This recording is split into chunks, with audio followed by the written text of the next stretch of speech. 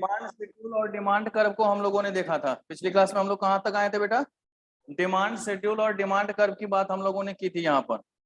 अब लिखिए बेटा लॉ ऑफ डिमांड, क्योंकि आज हमें लॉ ऑफ डिमांड शुरू करना है। तो पहले लॉ ऑफ डिमांड को हम लोग देखेंगे। लॉ ऑफ डिमांड को देखने के बाद जो हमारे पास क्यों ये ऑपरेट होता है, लॉ ऑफ डिमांड ऑपरेट क्यों होता है, उसकी बात करेंगे हम लोग। और फिर जाकर के हम लोग exceptions of law of demand की बात करेंगे। ठीक है, तो ये सारी चीजें आज हम लोगों को यहाँ पर करनी है। ठीक है, तो चलिए बच्चे लिखिए लॉ ऑफ डिमांड।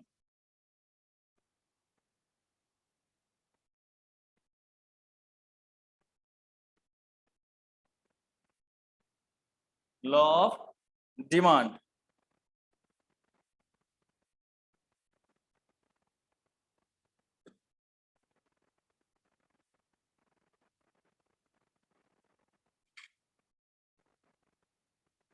मांग के नियम। तो अगर आप लॉ ऑफ डिमांड की बात करते हैं तो लॉ ऑफ डिमांड कहता है कि देखिए हम जो भी चेंजेज कर रहे हैं, हम जो भी चेंजेज कर रहे हैं वो किसके कारण कर रहे हैं बेटा? प्राइस ऑफ मेन कमोडिटी के कारण। कि अगर हमारा मेनली कोई काम होगा तो किसके कारण होगा? प्राइस ऑफ मेन कमोडिटी के कारण। कहता है कि more and more units,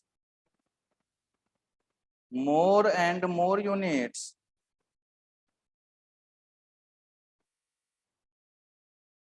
purchased at less price and vice versa. कि ज्यादा से ज्यादा कमोडिटी खरीदा जाएगा जब हमारा प्राइस क्या होगा? कम होगा। और कम खरीदेंगे जब हमारा प्राइस क्या होगा? ज्यादा होगा। बट अदर थिंग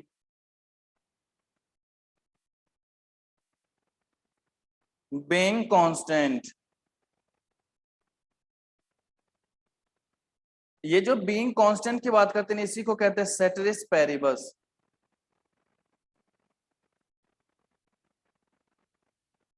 कि अगर मान लीजिए कि हम जो भी काम कर रहे हैं किसके कारण कर रहे हैं? प्राइस ऑफ मेन कमोडिटी के चेंज के कारण कर रहे हैं।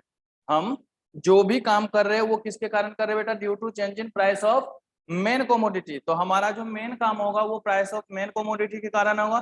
बाकी हमारे पास जितने भी है, प्राइस ऑफ रिलेटेड गुड्स की बात करते हैं, इनकम ऑफ कंज्यूमर की बात करते हैं, टेस्ट एंड प्रेफरेंस की बात करते हैं, अदर फैक्टर्स की बात करते हैं, इन सबको क्या रखना है? सेम रखना है। इसमें किसी भी तरीके का कोई चेंजेज नहीं होगा। कि अगर हम लोग बात करेंगे तो चाहे हम प्राइस ऑफ रिलेटेड गुड्स की बात करें, इनकम ऑफ कंज्यूमर की बात करें, टेस्ट एंड प्रेफरेंस की बात करें और अदर फैक्टर्स की बात करें, तो इन सबको हम लोग चेंज नहीं करेंगे। ये सब क्या होगा बेटा? हमारा कांस्टेंट होगा। ये सब हमारा क्या होगा? कांस्टेंट होगा। तो ये जो सेट्रिस पेरिबस है, इस सेट्रिस पेरिबस का मतलब ही यही होता है, अदर थिंग बीइंग कांस्टेंट। मतलब जो भी चेंज होगा सिर्फ और सिर्फ प्राइस ऑफ मेन कमोडिटी के कारण होगा। कि जो भी चेंज होगा हमारा वो किसके कारण होगा बेटा?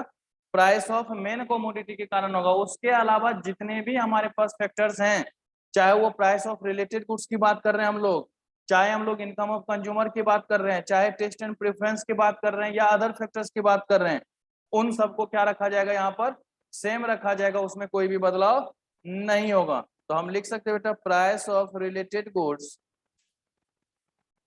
remain constant, income of consumer remain constant,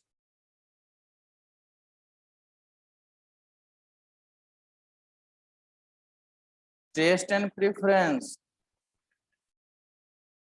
remain constant, other things remain constant। ठीक है,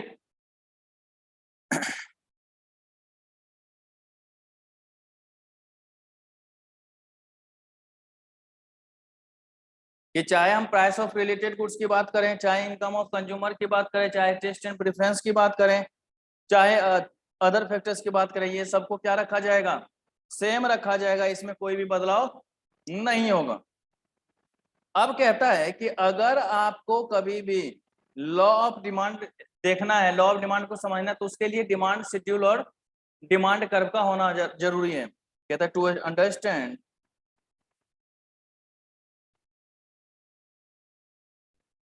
law of demand first we know about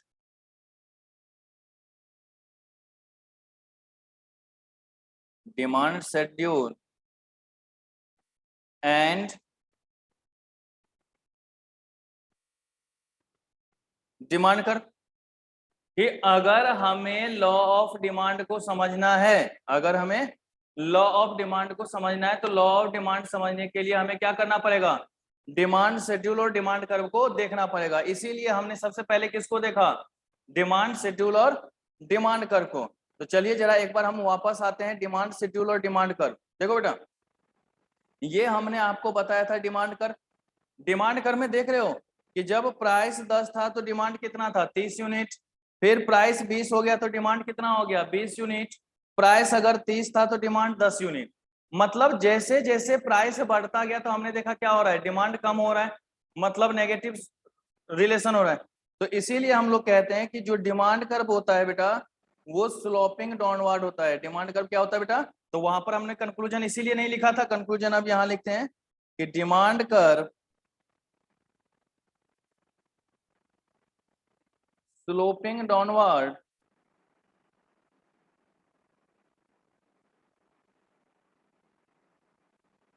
from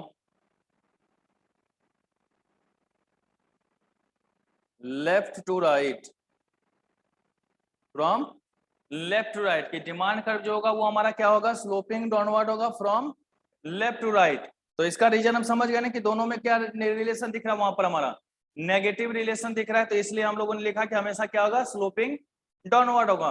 कि भैया अगर प्राइस कम होगा तो डिमांड ऑटोमेटिक क्या होता जाएगा, बढ़ता चला जाएगा, या प्राइस अगर बढ़ेगा तो डिमांड ऑटोमेटिक क्या होता चला जाएगा, कम। देखो अभी हम मूवमेंट की बात नहीं कर रहे हैं, अभी हम लोग मूवमेंट की बात नहीं कर रहे हैं कि प्राइस कम होने से उसका मूवमेंट किधर हो रहा है, या शिफ्ट की बात हम लोग नहीं कर रहे हैं, वो तो आगे हम लोग जा करके करेंगे।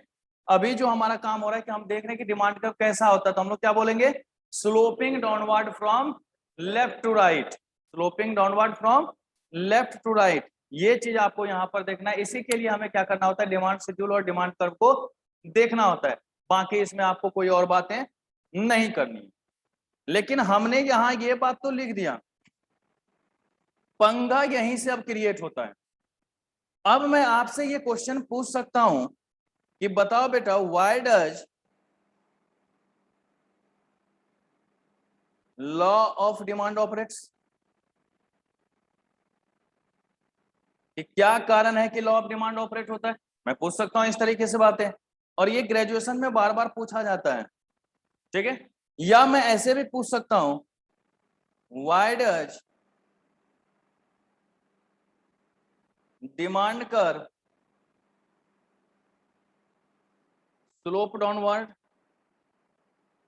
है कि नहीं, कि क्या कारण है कि डिमांड कर्व क्या होगा हमारा स्लोपिंग डाउनवर्ड होगा। या why does price of main commodity and demand of main commodity are negatively related, कि क्या कारण है कि प्राइस ऑफ मेन कमोडिटी, क्या कारण है कि प्राइस ऑफ मेन कमोडिटी और डिमांड ऑफ मेन कमोडिटी में कैसा संबंध बेटा, नेगेटिव संबंध होता है। क्या कारण है कि प्राइस ऑफ मेन कमोडिटी और डिमांड ऑफ मेन कमोडिटी में कौन सा रिलेशन बेटा, नेगेटिव रिलेशन। अब मैं आपसे ये तो पूछ दिया, तो बताइए क्या आप इसको एक्सप्लेन कर सकते हैं क्या, कोई मुझे ये बता सकता है कि क्यों इस तरीके से होता है, बोलो बेटा।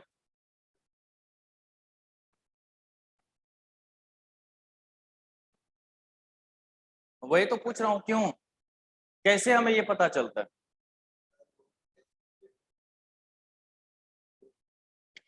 टेस्टिल प्रेफरेंस की तो बात ही नहीं करते, उसको तो रिमेन कांस्टेंट रखना है। Price of related goods, income of consumer, taste and preference, other factor remain constant, इन सबको रिमेन कांस्टेंट रखना है, इससे हमारा कोई चेंजेस नहीं होगा। तो इसके अलावा वाली बात करनी है, इसके बाकी जो भी होगा उसकी बात हमें करनी है। तो देखो इस क्वेश्चन को समझने के लिए हम अलग अलग अप्रोच से जाएंगे, ठीक है। हमारा समझने के लिए यहाँ पर दो अप्रोच है, दो अप्रोच के माध्यम से हम इसको समझ सकते हैं। देखो आप कोई भी काम करते हो तो बोलते हैं कि ये तो हमारे जमाने की बात है और ये अब की बात है, इस तरीके से बात होता ही नहीं। तो होता क्या है कि पहले के जमाने में भी कुछ ना कुछ तो भाई लोग सोचते होंगे, कुछ ना कुछ तो इकोनॉमिस्ट जानते होंगे। तो पहले क्या था कि ओरली बेसिस पर वो डिफाइन कर देते थे, देखो ऐसा हो रहा है, देखो ऐसा हो रहा है, इस कारण से ये होगा। लेकिन अब हम लोग क्या जानते हैं कि भैया नहीं, जो भी काम होगा वो हम किस बेसिस पर देखेंगे कि उसका क्या प्रैक्टिकल अप्रोच है, उसका क्या प्रैक्टिकल अप्रोच है, उस प्रैक्टिकल अप्रोच के अनुसार हम लोग जाएंगे। तो दो बातें यहां पर होगी। पहला हम लोग देखेंगे कि पुराने जमाने की बात, दैट्स मीन्स ट्रेडिशनल अप्रोच। कि सबसे पहले यहां पर हम लोग किसकी बात करेंगे बेटा, ट्रेडिशनल अप्रोच। इस ट्रेडिशनल अप्रोच में मैं आपको यह समझाऊंगा कि कैसे पता, ठीक है, ट्रेडिशनल अप्रोच में मैं ये आपको बताऊंगा कि कैसे हमें पता चलता है जो लॉ ऑफ डिमांड ऑपरेट हो रहा है, कैसे हमें पता चल जाता है कि लॉ ऑफ डिमांड ऑपरेट हो रहा है। और दूसरा हमारा होगा बेटा मॉडर्न अप्रोच। तो दो बातें यहां हो गई ना, एक तो हमारा क्या हो गया ट्रेडिशनल अप्रोच, एक हमारा क्या हो गया मॉडर्न अप्रोच। जो हमारा ट्रेडिशनल अप्रोच है इससे हम लोग ओरली समझ पाते हैं कि हमारा लॉ ऑफ डिमांड ऑपरेट हो कैसे रहा है। तो कहता है यहां पर, पहले मैं लिख देता हूं कि कौन कौन सा है, उसके बाद मैं बताऊंगा कि किस तरीके से पहला होता है। बेटा सबसे पहला इसमें change in the number of consumer, change in the number of,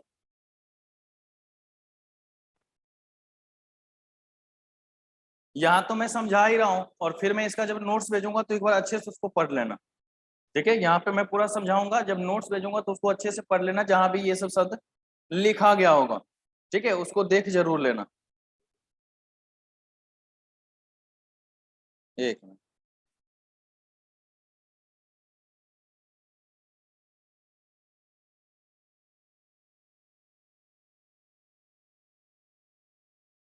ठीक है।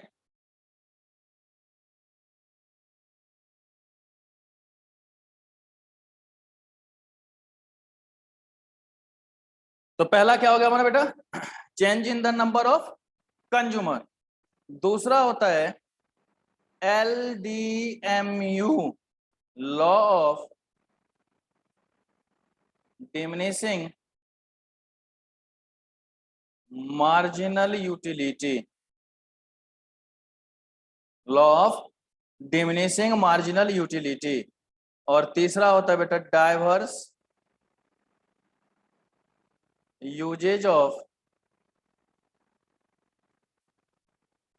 कॉमोडिटी। तो तीन तरीके हैं जिससे हमें यह पता चलता है कि दोनों में नेगेटिव रिलेशन है या इनवर्स रिलेशन है या स्लोपिंग डाउनवर्ड होता है, ठीक है, इस तरीके की बात होती है।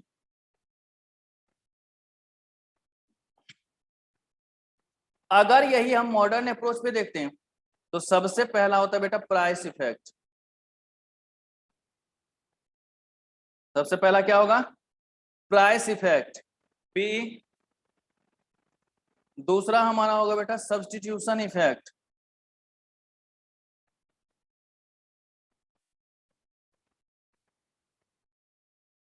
और तीसरा हमारा होगा बेटा इनकम इफेक्ट। ये तीन तरीके की बात हम लोग यहां पर करेंगे कि अगर मॉडर्न अप्रोच की बात करें, अगर हम लोग क्या करेंगे बेटा मॉडर्न अप्रोच की बात करेंगे, तो मॉडर्न अप्रोच में सबसे पहला प्राइस इफेक्ट, फिर उसके बाद सब्स्टिट्यूशन इफेक्ट, फिर उसके बाद इनकम इफेक्ट की बात करेंगे। ठीक है, कि अगर हमारे पास ये दो हैं तो इसको हम लोग कैसे एक्सप्लेन करके देखें कि एक तो हमारा ट्रेडिशनल अप्रोच हो गया, एक तो हमारा मॉडर्न अप्रोच हो गया। तो अब अगर ट्रेडिशनल और मॉडर्न को हम लोग देखें, अगर हम लोग बेटा ट्रेडिशनल और मॉडर्न को देखें तो किस तरीके से उसको समझेंगे, ये अब हमारे पास मेन बात होती है। ठीक है, कि किस तरीके से इसको समझेंगे उसको यहां पर हम लोगों को देखना है। तो अगर हम लोग ट्रेडिशनल अप्रोच की बात करें, अगर हम लोग क्या करेंगे बेटा ट्रेडिशनल अप्रोच की बात करेंगे तो उसमें क्या होगा, और अगर हम लोग मॉडर्न अप्रोच की बात करेंगे तो उसमें क्या होगा, ये चीज आपको यहां पर समझना है। देखो ट्रेडिशनल में सबसे पहला क्या लिखा हमने बेटा, change in the number of consumer. हमने क्या लिखा है सबसे पहला, change in the number of consumer. देखो होता क्या है कि जब, अभी आपने देखा होगा कुछ दिन पहले बहुत महंगाई आ गई थी प्याज के रूप में, है ना, कि 150 रुपए 160 रुपए किलो 180 तक किलो चला गया था। वो भी कब? नहीं, हम लोगों की तरफ सस्ता है। मैं तो कल भी लेके आया हूँ 60 रुपए। नहीं, मैं कल 60 रुपए लेके, चलो देखो। तो सबसे पहला यहाँ पे क्या है बेटा, कि change in the number of consumer.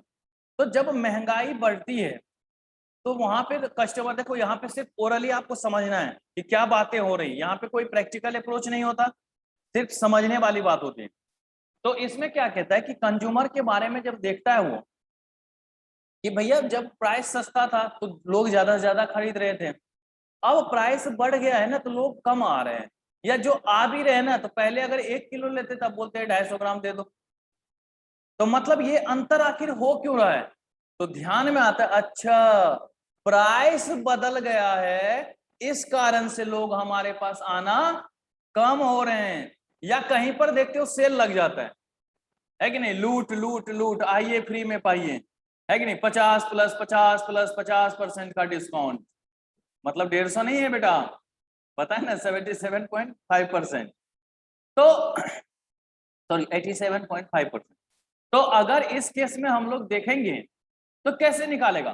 तो क्या करेंगे बेटा, कि जैसे सेल लगता है तो वहां पर लोगों का जमावड़ा क्या होता है, बढ़ जाता है। अब दुकान वाला अगर मान लो ये सोच ले कि लगता है हमारे दुकान का जो है ना पोजीशन बहुत अच्छा है इसलिए लोग हमारे पास आ रहे हैं, उसने सेल वाला ऑफर हटाया, अगले दिन से लोग साफ। इसके कंसेप्ट को अगर समझना है तो इसका सबसे जीता जागता उदाहरण है रिलायंस जियो। आप लोगों ने भी जियो का सिम जरूर लिया होगा कभी ना कभी, चाहे फ्री में ही यूज करने के लिए डाटा वगैरह हो, कॉल वगैरह हो, है कि नहीं, या पहले कम रिचार्ज करवा के यूज किया हुआ। तो जब रिलायंस जियो का फोन आया था और उन्होंने बोला था सब अनलिमिटेड, जितना यूज करना हो करो, हम किसी से कोई पैसा लेने वाले नहीं है, दया धर्म करने वाले हैं। भाई लोग जो है ना 4-4 घंटे लाइन में लग करके सिम खरीद रहे थे या नहीं खरीद रहे थे? जितना भी जियो स्टोर था देखते थे ना, लंबा लाइन, और उस टाइम में जो स्टोर पे बैठता था वो अपने आप को शहंशाह समझता था कि हम किसी को भी सिम दिलवा सकते हैं, है कि नहीं, मतलब लोगों की लंबी कतारें थी। कस्टमर हो गए लगभग 7.25 करोड़ से 7.5 करोड़ के बीच, 7.2 करोड़ से 7.5 करोड़ के आसपास इसके कस्टमर जुड़ गए। भाई किसी भी कंपनी के लिए अगर इतना कस्टमर है तो उसके लिए तो फायदा है भाई। अब रिलायंस ने सोचा कि ये कस्टमर तो हमारे हो गए, अब मैं प्राइस को थोड़ा सा बढ़ा देता हूं। उन्होंने बोला रिचार्ज करना कंपलसरी है, रिचार्ज करना कंपलसरी है, और 399 में कर दिया था 3 महीने। 399 में कितने, 3 महीने 84 डेज के लिए। बेटा वो जो 7.5 करोड़ के आसपास कस्टमर थे वो अचानक से घट करके आ गए 5 करोड़ पर, 4.5-5 करोड़ के बीच में, क्योंकि 4.7-4.8 करोड़ के आसपास कस्टमर रह गया। भैया ये चेंजेस क्यों? तो हमने क्या देखा कि अगर रिलायंस जियो ने प्राइस बढ़ाया तो लोगों ने क्या सोचा कि भाई अब हमारे लिए ये महंगा हो गया है, अब हम क्या कर दे, इसकी डिमांड को कम कर दे, हमें जरूरत नहीं है, हम तो कम वाला रिचार्ज कराएंगे और आराम से नेट पाएंगे, है कि नहीं। और मैं मार्केट पढ़ाऊंगा तब यहाँ पर कुछ और भी चेंजेस बताएंगे, जैसे अगर रिलायंस ने दाम कम किए थे, देखे होंगे कि बाकी सारी कंपनियों को दाम कम करने पड़े थे। जो पहले 399 499 में अनलिमिटेड देता था 1 महीने का, वो भी घट के बेचारे 169 और 199 पे आ गए थे, है कि नहीं। तो वो तो मैं मार्केट में जब ओलिगोपोली मार्केट पढ़ा रहा हूँ तो वहां पर इस चीज को समझाऊंगा। तो अभी प्रेजेंट में हमने क्या देखा कि अगर रिलायंस जियो ने फ्री कर रखा था, लोग टूट पड़े, है कि नहीं, लंबे लंबे लाइन में लगे हुए, तो फिर नोटबंदी याद नहीं आई होगी किसी को? नोटबंदी में भी तो ऐसे ही लाइन थी भाई, है कि नहीं। लेकिन विपक्ष कभी ये बोलेगा जियो के सेंटर पे इतना क्यों भीड़ लगा हुआ था? नहीं बोल सकता। क्यों? क्योंकि वहां अगर प्राइस कम थी तो लोग क्या होगा, आराम से जाएंगे, और प्राइस बढ़ा ऑटोमेटिक वहां से भीड़ कम हो गई, है कि नहीं, रिचार्ज कराने वाले कम हो गए। अब हमारे पास भी जियो है, कभी कभी जो है ना 49 का रिचार्ज मार देता हूँ कि सिम ना बंद हो जाए, है कि नहीं, बाकी चल रहा है अपना पोस्टपेड कनेक्शन। तो ये आपको देखता है कि अगर प्राइस बढ़ेगी तो ऑटोमेटिक लोग हमारे पास आने कम लगते हैं, ठीक है, और अगर प्राइस कम होती है तो भीड़ बढ़ जाती है। मतलब हम देखते हैं कि अगर उपभोक्ता की संख्या पर बदलाव पड़ रहा है तो वो किसके कारण हो रहा है बेटा? प्राइस के कारण। तो मतलब प्राइस के कारण अगर उपभोक्ता के नंबर पे बदलाव पड़ रहा है मतलब डिमांड पे बदलाव पड़ रहा है, कि अगर प्राइस पे बदलाव हो रहा है इसका मतलब क्या है? डिमांड पे बदलाव पड़ रहा है। तो ये जो इफेक्ट होगा तो ये हमारा नेगेटिव को शो कर रहा है या नहीं कर रहा है? तो पहला हमने ये देख लिया कि change in the number of consumer में भी नेगेटिव इंपैक्ट हमारा पड़ रहा है। हमारा क्या हो रहा है बेटा? नेगेटिव इंपैक्ट पड़ रहा है। नेगेटिव इफेक्ट को हम लोग देख रहे हैं। फिर दूसरा हमारे पास आ जाता है बेटा law of diminishing marginal utility. क्या है हमारा? Law of diminishing marginal utility. देखो हम सभी जानते हैं कि अगर हम कंज्यूम करते हैं तो कुछ ना कुछ सेटिस्फेक्शन लेवल होगा। अगर हम कंज्यूम करते हैं तो कुछ ना कुछ सेटिस्फेक्शन लेवल होगा। तो इसको देखो पूरा का पूरा है तो एक्सप्लेन करूंगा मैं थ्योरी ऑफ कंज्यूमर बिहेवियर में। यहां बस हल्का मुझे समझाना है। आप जब खाना खाने के लिए बैठते हो तो कभी ऐसा हुआ कि 100-200 रोटी खा लो फिर भी बोलो अभी तो कुछ नहीं हुआ है नहीं? रोहित कर सकता है, कोई दिक्कत नहीं है कि 100-150 रोटी खा ली है फिर बोले अभी तो कुछ हुआ नहीं है, फील ही नहीं आ रही है कि नहीं? तो अगर ऐसी बातें हो रही हैं तो ये तो गलत है। ऐसा कतई नहीं हो सकता कि कोई आदमी कितना भी खा ले। अब जैसे मैंने बोला कि रोहित नींबू पानी पीना है, क्या करें? तो रोहित क्या करता है, जाता है छत पे, टंकी खोला है कि नहीं, 1000 लीटर का टंकी है, आराम से 5 किलो नींबू लाया उसमें निचोड़ा है कि नहीं, 5 पैकेट नमक लाया उसमें गिराया और उसको डंडे से मिलाया, बोला सर नल खोल देता हूँ मुंह लगाओ। क्यों? तो नींबू पानी ऊपर भर दिया है स्टॉक, आपके लिए सफिशियंट हो जाएगा। भाई ऐसी बातें हम करेंगे क्या? भाई अगर मैंने बोला कि नींबू पानी पीना है तो क्या कर सकता है? हो सकता है बाहर जाके एक नींबू खरीद ले या 1 गिलास नींबू पानी बना के ले आए, है कि नहीं, या ज्यादा 1 लीटर बना के ले आए। यही करेगा ना, ऊपर टंकी में तो जाके नहीं बोल देगा, है कि नहीं? तो वही बात है यहाँ पर कि देखो जो हम बात करेंगे वो तो उस थ्योरी ऑफ कंज्यूमर बिहेवियर की भाई एवरेज साइज होनी चाहिए। अब ऐसा नहीं कि मैंने बोला कि रोहित मुझे पराठा खाना है तो रोहित 10 फीट का एक पराठा बनवा के ले आया, बोला सर जी लग जाओ एक साइड से, ऐसी भी बात नहीं। अगर मैंने इसे डांट दिया कि रोहित इतना बड़ा पराठा कहीं होता है, छोटा लेके आओ, तो वो एकदम वो छोटी वाली बिस्किट नहीं आती एकदम ननकू ननकी सी, वैसा वैसा पराठा बनवा के लिया, बोला सर मुंह खोलो, ये टक टक टक, है क्यों नहीं? तो भाई साइज वैसी भी तो नहीं होनी चाहिए ना।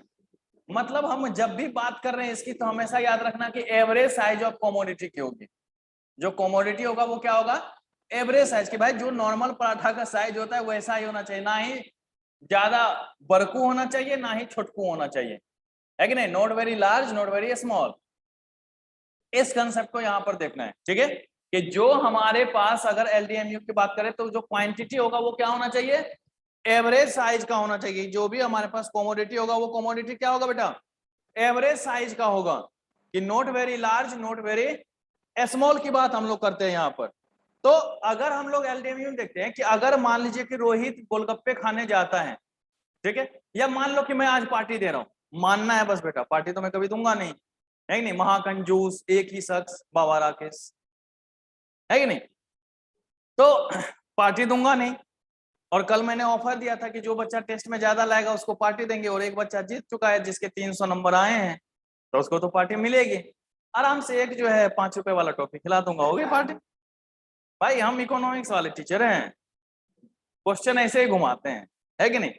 आप अपने अनुसार अपना फायदा सोचोगे तो हम भी तो अपना फायदा सोच के ना चलेंगे भाई। ओके, तो अब इस केस में क्या होता है जरा गौर से देखिएगा कि मैंने रोहित से बोला कि मैं आज तुझे पार्टी दे रहा हूं, तो बोला ठीक है सर दे दीजिए, मैं मना नहीं करता हूं कभी भी इस चीज के लिए। जैसे पिछली क्लास में आप लोगों ने चाय पी के ही छोड़ दिया था, ऐसे बच्चे तो भगवान सबको दे। तो अब जब मैंने बोला कि पार्टी दे रहा हूं, आपने क्या बोला? कंज्यूम करना शुरू किया। मैंने बोला क्या खाओगे? तो बोला सर समोसे ही मंगवा लो, पनीर वाले समोसे। तो मैंने मलाई पनीर समोसा मंगवाया। आपने पहला कंज्यूम किया, दूसरा कंज्यूम किया, तीसरा कंज्यूम किया, चौथा कंज्यूम किया, कभी ना कभी तो क्या बोल दोगे? सर जी बस।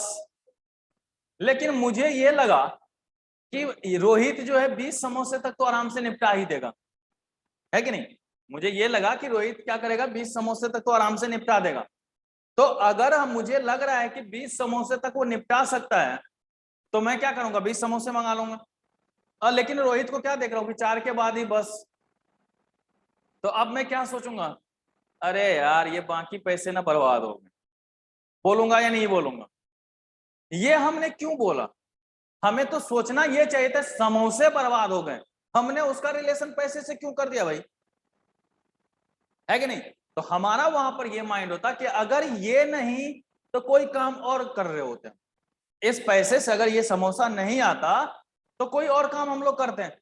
तो अगर हम कोई और काम कर रहे होते हैं तो उसका कुछ ना कुछ इफेक्ट होता। तो मतलब कंपेयर हमने किससे कर दिया बेटा? या एक एक चीज तो आप लोग हमेशा गौर से देखते होंगे, लड़कियों को कुछ हो ना हो शाम में गोलगप्पे वाले जरूर नजर आते हैं, याद आते हैं। अरे भैया इतने दिन से कहाँ थे यार, दिख नहीं रहते, हम तो 3 दिन से गोलगप्पे खाए नहीं हैं, है कि नहीं? होता है। तो भैया वो जब गोलगप्पे वाले के पास जाती है तो एक तो कटोरे लेके भीख मांगना शुरू कि भैया हम भी वेटिंग लिस्ट में है, तनिक हमें भी दे दीजिए। मिला पहला गोलगप्पा, निचोड़ जाती है स्पीडली एकदम, मुंह बड़ा और भैया भैया बड़ी जबरदस्त बना है एकदम, बड़ा थोड़ा तीखा और कर दो ना, है कि नहीं? तो वो जो तीखा और होगा वो तीखा कुछ फील भी तो देगा, है कि नहीं? पहला कंज्यूम किया, फिर उसी तरीके से दूसरा लिया, दूसरा भी कंज्यूम किया, तीसरा भी किया, चौथा भी किया, पांचवा भी किया, छठा भी किया। मान लीजिए कि एक प्लेट में 4 वो दे रहा हो, तो भैया आपने बोला कि 2 प्लेट खाने हैं, तो 2 प्लेट के पैसे आपने दे दिए। लेकिन जैसे ही 6 आप कंज्यूम कर लेते हो, उसके बाद बोल रहे हो भैया बना तो मजेदार था पर अब भूख नहीं रहा बचा, है कि नहीं? पेट तो इसी में हमारा क्या हो चुका है, बढ़ चुका है, अब हमें नहीं खाना। लेकिन पैसवा तो दोगों का लग रहा है भाई, है कि नहीं? भैया चाहे भले तबीयत खराब हो जाए, हम नहीं छोड़ने वाले, 2 तो खा के रहेंगे। लेते हैं आराम से धीरे धीरे खाते हैं, लेकिन वहां पर माइंड में एक काम ये जरूर आता है कि ये जो 2 गोलगप्पे हमारे एक्स्ट्रा हुए हैं इसके पैसे हमारे बर्बाद, है कि नहीं? कि हमारा सेटिस्फेक्शन कहां पे पूरा हो चुका था? 6 गोलगप्पे पे, और लेने हमें 8 हैं क्योंकि हमने तो पेमेंट 2 का प्लेट का किया हुआ है। तो भैया ये जो 2 एक्स्ट्रा हो रहा है इसका हमें लगता है ना बेटा पैसा बर्बाद हो रहा, मतलब नेगेटिव सोच अब आ गई ना। तो यही चीज हमें शो करता है कि कभी सेटिस्फेक्शन लेवल भी हमारा इस बात को डिनोट करता है कि हमारे लिए अब वो रिलेटिवली क्या लगेगा कि भैया ज्यादा पैसे खर्च हो रहा है। ठीक है, हमारे लिए क्या लगेगा? ज्यादा पैसे खर्च हो रहा है।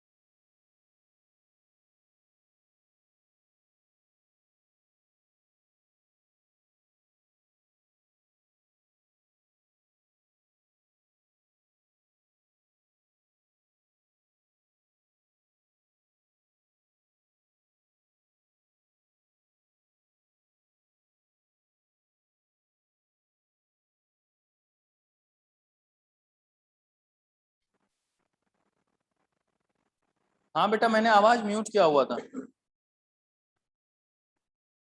तो देखो हमने क्या बोला यहाँ की लॉ ऑफ डिमिनिशिंग मान, तो क्या बोले कि जो वो 6 गोलगप्पे तक तो उसका सेटिस्फेक्शन सही था, तो लग रहा था पैसा हमारा सही जा रहा है। लेकिन अब इसके बाद क्या होता है कि जो marginal utility of satisfaction received है वो कम पड़ जाता है। किससे? Marginal utility of money spend से, कि पैसा अब मुझे लगता है कि ज्यादा खर्च हो रहा है। और सेटिस्फेक्शन हमें क्या हो रहा है, कम मिल रहा है। तो मतलब दोनों में कौन सा रिलेशन बेटा, नेगेटिव रिलेशन। दोनों में कौन सा रिलेशन, नेगेटिव। लेकिन कभी कभी कुछ ऐसी भी बातें होती है जहां पर एलडीएमयू ऑपरेट नहीं होता, वहां तो बताएंगे ही, यहां भी थोड़ा सा देख लेते हैं।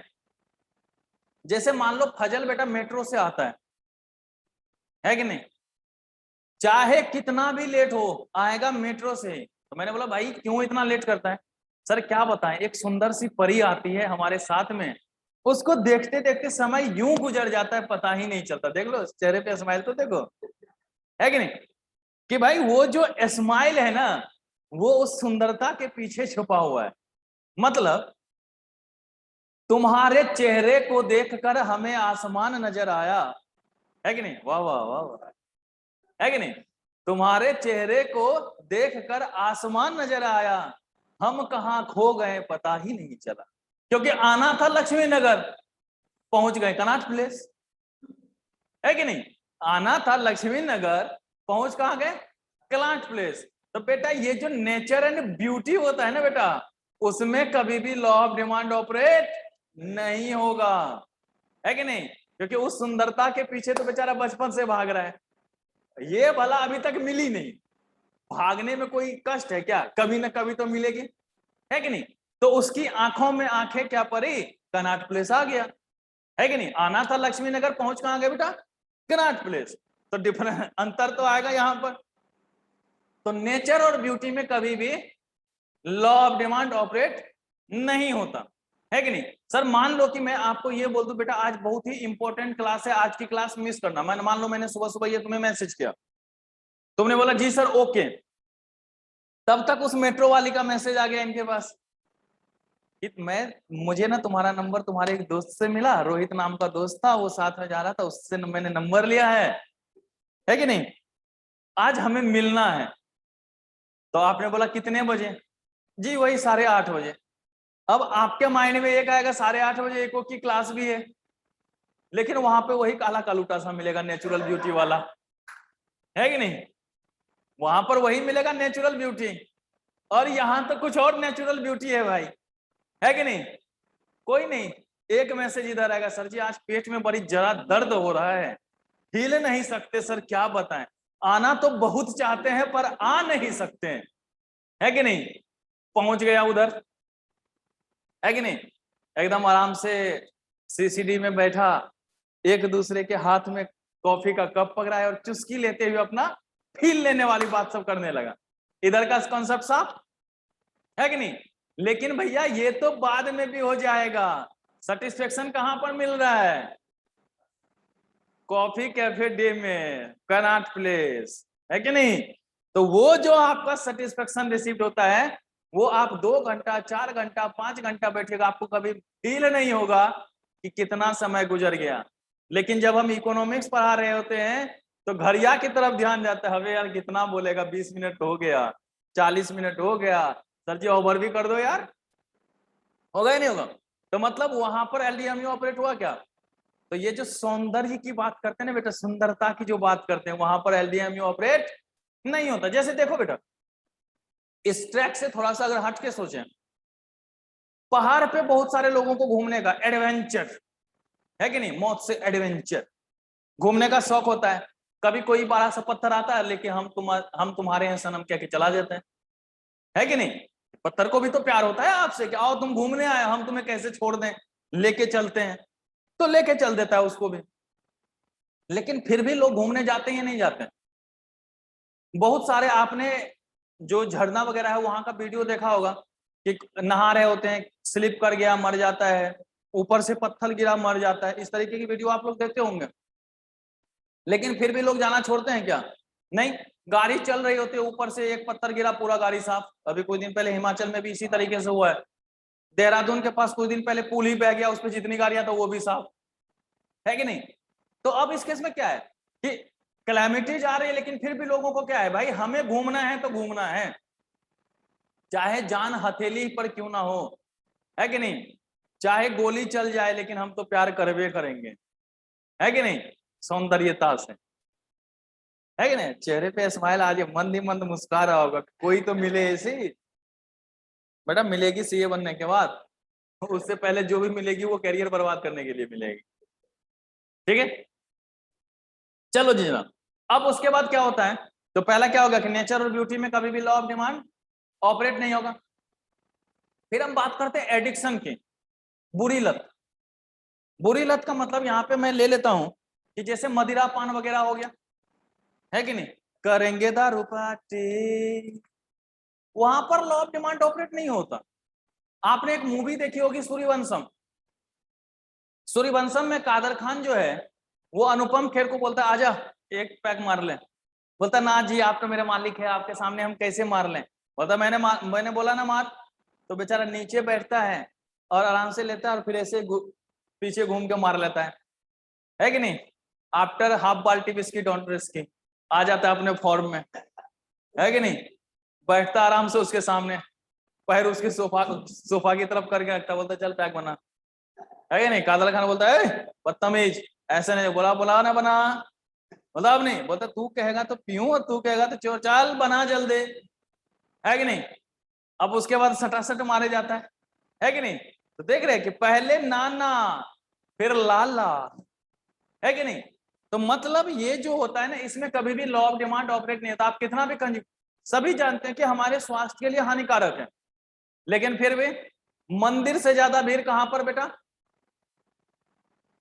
ठेके पे, है कि नहीं। और जैसे होली हो, दीपावली हो, मतलब कैसा कोई भी ऐसा पर्व त्योहार होगा ना, फिर तो पुलिसों को आना पड़ता है, ओ लाइन में लगा, चल चल चल चल चल बाजू हट, लाइन लगाना पड़ता है। क्यों कि भैया वो मिल जाए तो अपने आप को सोचूंगा शिव जी साक्षात खड़े हैं हमारे सामने, है कि नहीं। तो वो ज्यादा जरूरी है कि नहीं। क्यों, क्योंकि वहां पे कभी भी सेटिस्फेक्शन रिसीव नहीं होता, कितना भी कर लो, है कि नहीं। इधर मारेगा जाके बाथरूम में हुआ है, फिर आएगा मारेगा, अरे अभी मैं ठीक हूँ, है नहीं। तुझे पता है मुझे चढ़ती नहीं है कि नहीं। चढ़ती नहीं कहते कहते खुद गिर जाएगा। मैं तो तुम्हें दिखा रहा था कि देखो ऐसा हो सकता है कि नहीं। लेकिन अप्लीकेबल होगा क्या वहां पर। तो एडिक्शन में भी कभी भी लॉ में, जैसे देखते हो ना कि लोग ड्रग्स लेते हैं, पता नहीं क्या क्या। आजकल तो ऐसा भी हो गया कि कफ सिरप खोलते हैं और एक बार में पूरा पी जाते हैं नशे के लिए। तो उन लोगों के लिए क्या है, रात 10 बजे के बाद किसी भी रिक्शा वाले को देखो, वो 3 चक्के पे गाड़ी रिक्शा नहीं चलाता, एगो चक्का उठा देगा, फॉर्म में रहता है। उसके बाद अपने आप को शहंशाह समझ लेता है, रात में शहंशाह निकलता है तो वो भी अपने आप को शहंशाह, एक चक्का उठा देगा फिर ऐसे चला रहा होगा, भले किसी नाली में मिले वो, है कि नहीं। अगले दिन उठेगा, अच्छा कल गिर गया था क्या, लगता है आज से पीना छोड़ना पड़ेगा, लेकिन शाम में फिर मिलेगा तुमको वहीं पे, है कि नहीं। तो वहां पर कभी भी सेटिस्फेक्शन रिसीव नहीं होता। तो एडिक्शन के केस में भी law of diminishing marginal utility applicable नहीं होता।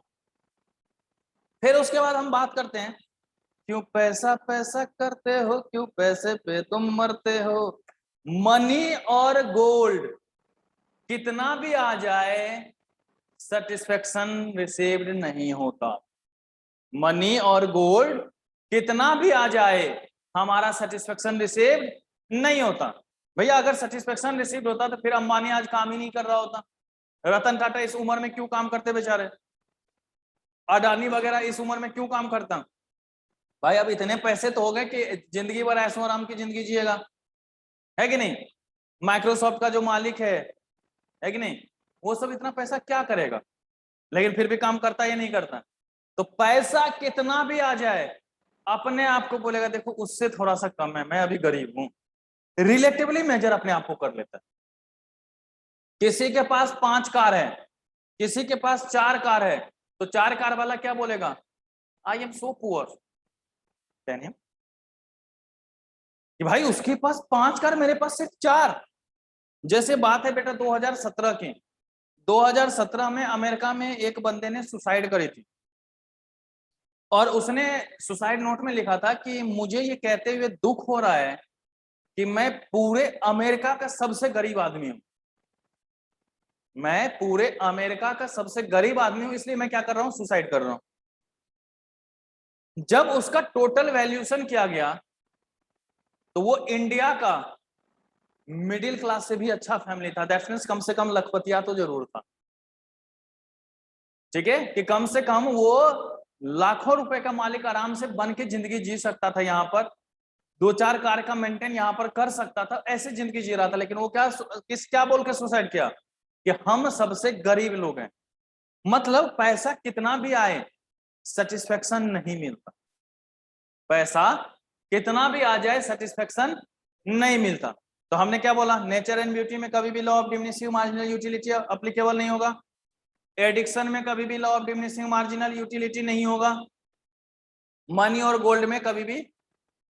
जैसे आप देखते होंगे कि बहुत सारे लोग ऐसे आपको मिल जाएंगे जो पुराने सिक्के वगैरह का संग्रह करते हैं, है कि नहीं, पुराने सिक्कों वगैरह का संग्रह करते हैं। अब देखते हो ना, एक एक सिक्का जो है 5-5 लाख 10-10 लाख में खरीदते हैं। भैया 1 रुपए का सिक्का का औकात 1 रुपया ना रहेगा, सरकार के पास देने जाओ तो, दुकान में सामान खरीदने जाओ तो 1 रुपए का औकात 1 रुपया, लेकिन खरीदे तो तुमने 5 लाख रुपए में, तो दुकान वाले को बोलोगे ये लो 5 लाख रुपए नहीं। लेकिन चूंकि आपको खरीदना है, आपको कलेक्शन करने का आदत है, तो आप करेंगे या नहीं करेंगे? तो वहां पर law of diminishing marginal utility applicable होगा क्या? नहीं होगा। तीसरा, डाइवर्स यूजेज ऑफ कमोडिटी, बाकी इसको मैं अच्छे से एक्सप्लेन करूंगा थ्योरी ऑफ कंज्यूमर बिहेवियर में। तीसरा, डाइवर्स यूजेज ऑफ कमोडिटी, क्या हमने लिखा बेटा? Diverse usages of commodity. तो अगर हम लोग डाइवर्स यूजेज ऑफ कमोडिटी की बात करें, अगर हम लोग किसकी बात करेंगे? डाइवर्स यूजेज ऑफ कमोडिटी की। तो डाइवर्स का मतलब होता है बहुत सारे उपयोग। डाइवर्स का मतलब क्या होता है? बहुत सारे उपयोग। जैसे अभी दूध क्या कैसे लीटर चल रहा है बेटा? लगभग 60 रुपए लीटर। दूध का प्राइस अभी क्या होगा? 60 रुपए लीटर के आसपास। तो अगर दूध मान लीजिए कि 60 रुपए लीटर है, आप 2 लीटर डेली मंगाते हैं, उसी में आपका काम हो जाता है, या 1 लीटर मंगाते हैं उसी में काम हो जाता है कि नहीं? थोड़ा सा चाय वाय भी पी लेते हैं, थोड़ा सा दही भी खा लेते हैं, कभी कभी थोड़ा सा घी का भी उपयोग कर लेते हैं, जो बातें। अगर दूध अभी हो जाए 1 रुपए में 20 लीटर, तो आपके माइंड में क्या आएगा? हम फेयर एंड लवली लगाते हैं, फेयर एंड लवली, लेकिन उसका नाम क्या हो गया? फेयर एंड फेयर शायद हो गया।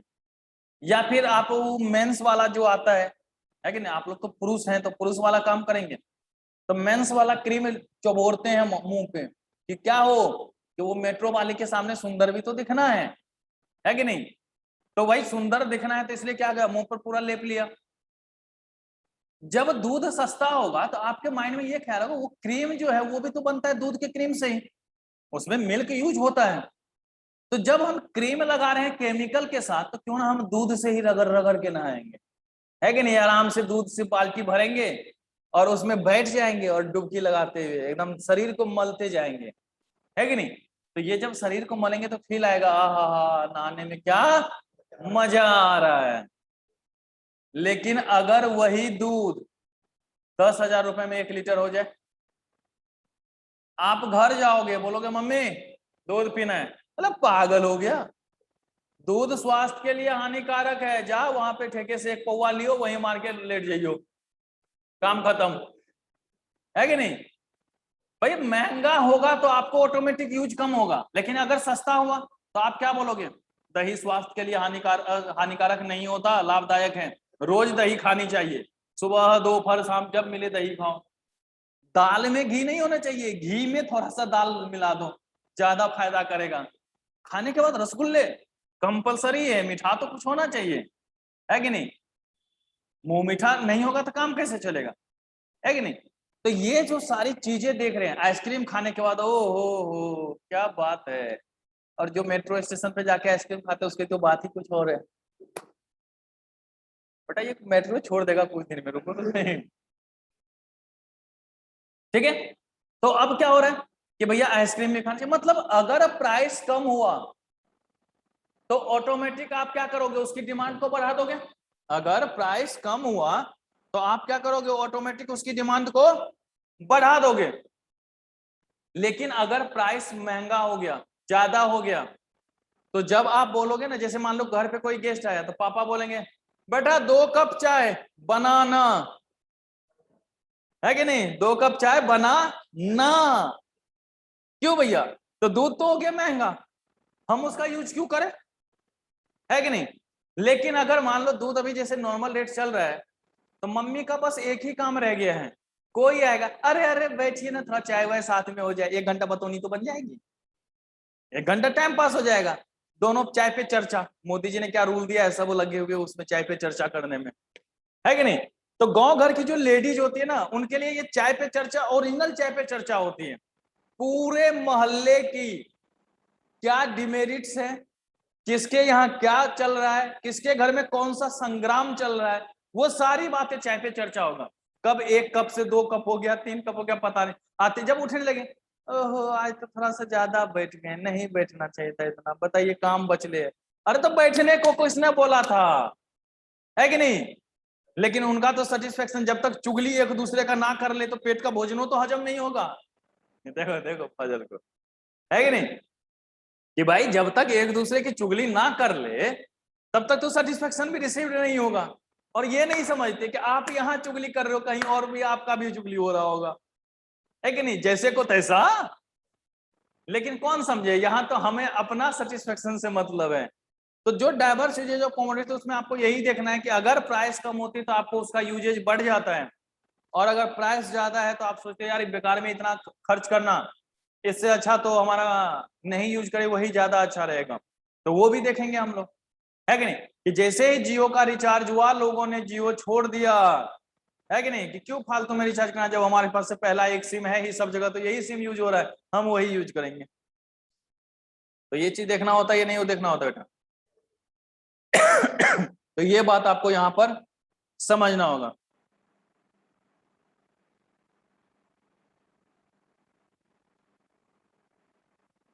पर बात तो होगी नहीं बेटा, ठीक है। तो एलडीएमयू में मैंने वही बताया था कि जहां पर सेटिस्फेक्शन रिसीव्ड की बात करेंगे हम लोग, कि जैसे ही हमें सेटिस्फेक्शन रिसीव्ड हो जाता है उसके बाद भी कोई कंजम्पशन होता है तो हमें ये लगता है कि इसका प्राइस हमारे लिए क्या हो गया है, बेकार हो गया है, तो दोनों में ऑटोमेटिक हम लोग नेगेटिव रिलेशनशिप को देख लेते हैं। फिर उसके बाद बात होती है बेटा, देखो कोई भी काम हम लोग यहाँ पर कर रहे हैं तो हर जगह देख रहे हैं बेटा कि प्राइस के कारण इफेक्ट होता है। किसके कारण होता है बेटा, प्राइस के इफेक्ट। इस पे हम लोग बताएंगे कि कैसे इसका नेगेटिव रिलेशन होता है, price effect is equal to substitution effect.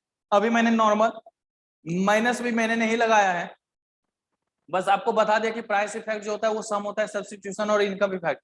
जब हम इंडिफरेंस कर्व में इसको प्रूव करेंगे तब आपको पूरे ग्राफ के माध्यम से समझाएंगे कि किस तरीके का यहाँ पर रिलेशन होगा, ठीक है।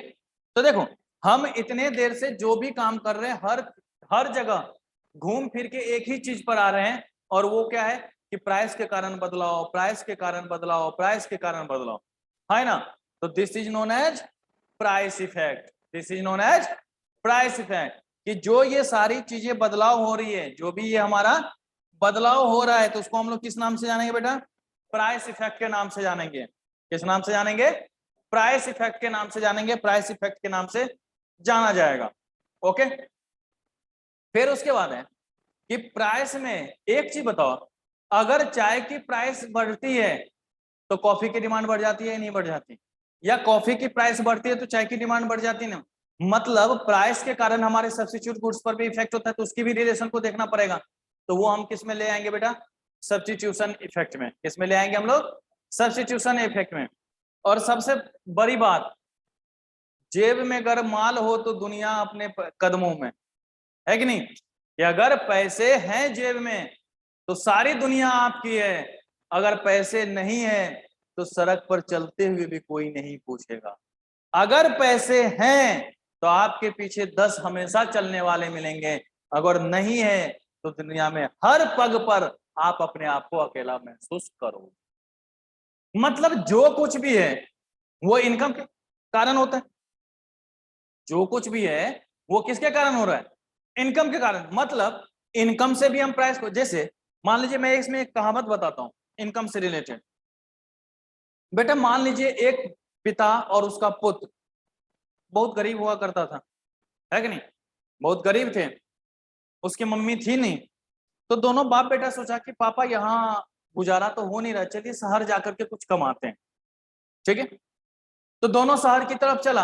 अब बच्चा छोटा ही था, तो बच्चा ने रास्ते में घोड़ा देखा, ठीक है।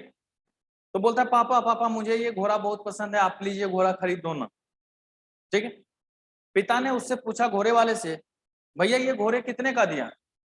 बोलता भैया 2 रुपये का। घोड़ा कितने का दिया? तो बोलता है 2 रुपए का दिया। तो उसका बाप उस बेटे को कहता है कि बेटा देख, घोड़ा बहुत महंगा है, अभी छोड़ दे, हम बाद में तुमको खरीद देंगे। ठीक है, अभी छोड़ दे, हम बाद में तुमको ऐसा ही घोड़ा खरीद देंगे। बच्चा थोड़ा देर रोया, फिर चुप हो गया, भाई पापा के पास पैसे ही नहीं है, क्या खरीदेंगे वो, चलो कोई बात नहीं, बाद में पापा ने बोला है खरीद देंगे। शहर गया, अच्छे से मेहनत किया, कमाया उस चीज को। कमाने के बाद जब वो फिर वापस आ रहा था अपने गांव की तरफ, तो रास्ते में वही घोड़ा वाला फिर मिल गया। वही घोड़ा था उसके पास। तो बेटा ने देख लिया, बोला पापा देखो वही घोड़ा फिर मिल रहा है, इस बार तो खरीद ही लो आप।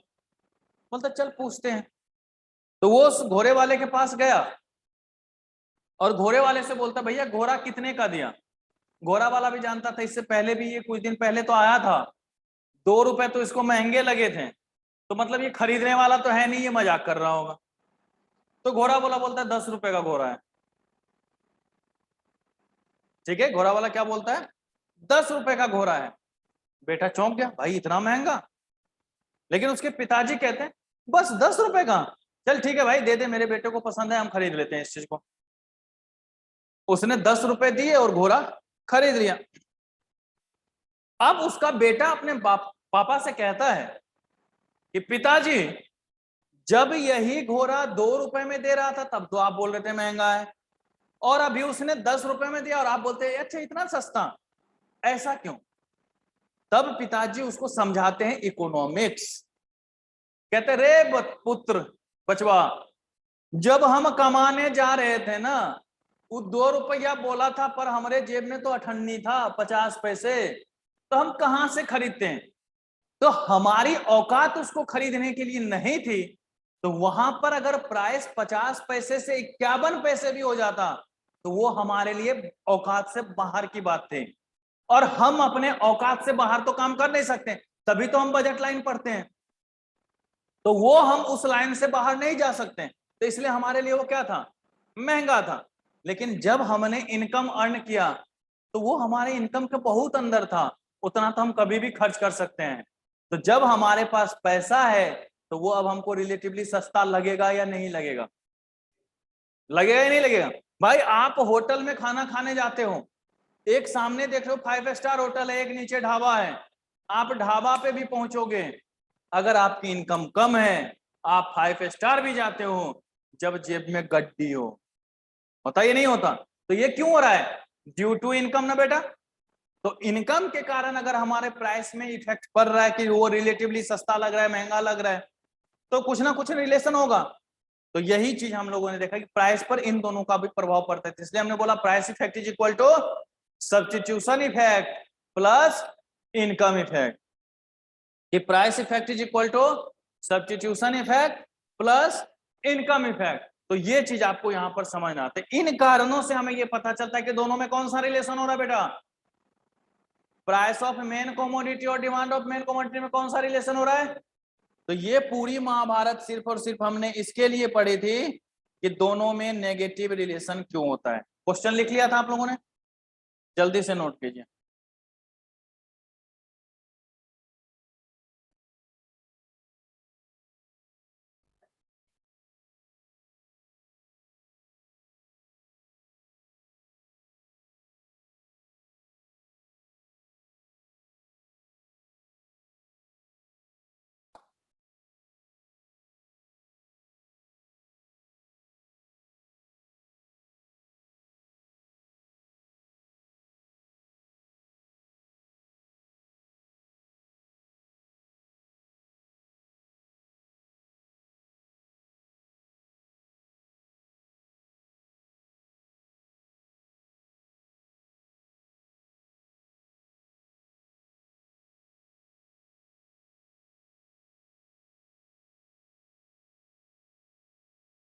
ठीक है, उस दिन जो भी नहीं समझ में आया था वो अभी समझा दूंगा तुम्हें, और उसके सारे क्वेश्चन अभी बैठ के हम लोग कर लेंगे। और फिर ये आज जब चैप्टर ये खत्म होगा उसके बाद क्वेश्चन भी आज जीपी पूरा कैसे खत्म हो जाएगा? 1 लेक्चर मतलब ये ऐसा ही वाला काम आज खत्म कर देंगे। अभी 6 ही लिखवाया ना, अभी कम से कम 16-17 और लिखवाऊंगा।